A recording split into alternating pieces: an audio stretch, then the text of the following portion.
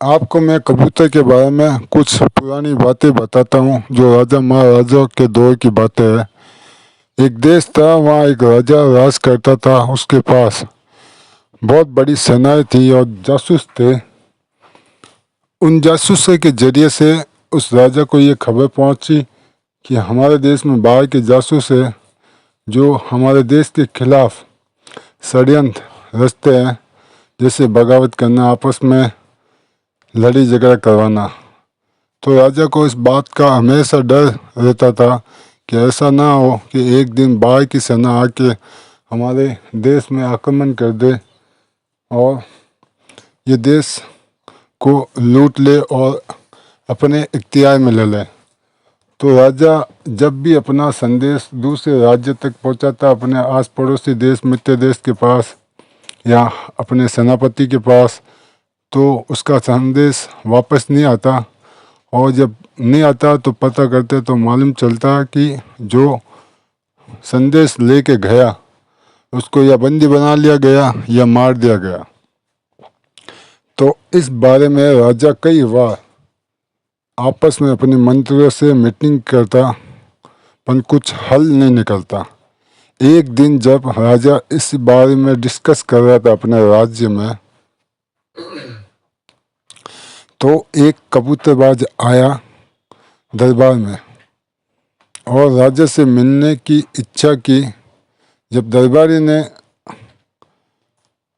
उस कबूतरबाज को राजा से मिलवाया तो उसने कहा, मैं एक कबूतरबाज हूँ, कबूतर को पालता हूँ, पुराने दौर से मेरे बाप दादा कबूतर पालते आ रहे हैं। तो राजा ने कहा, आप क्या मदद कर सकते हो मेरी?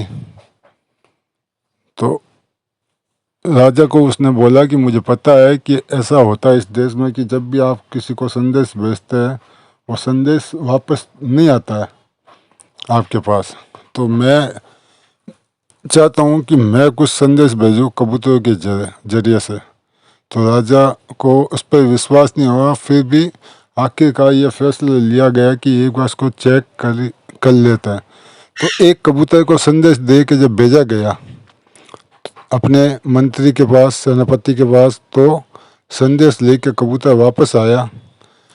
तब जाकर राजा को विश्वास हुआ कि कबूतर संदेश ले जाके और संदेश को वापस ला सकता है।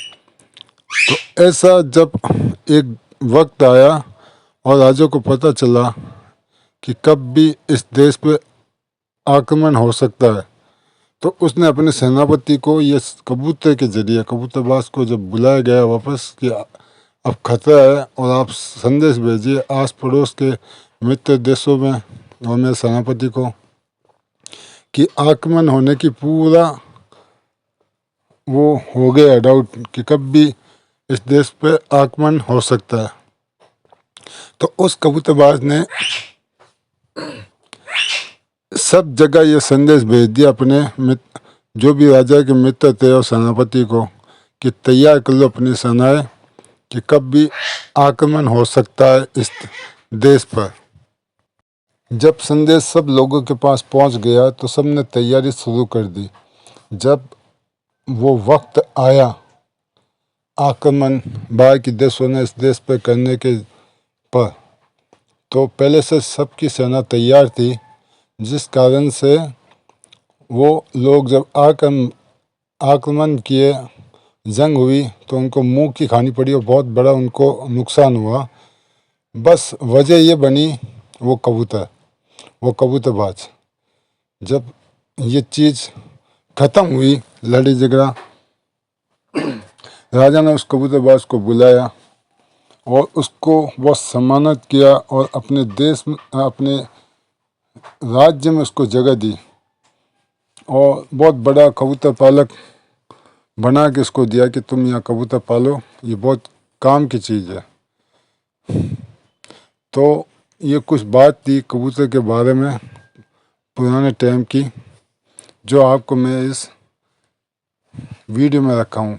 आपको ये कैसी लगी, इसे लाइक शेयर सब्सक्राइब जरूर करना।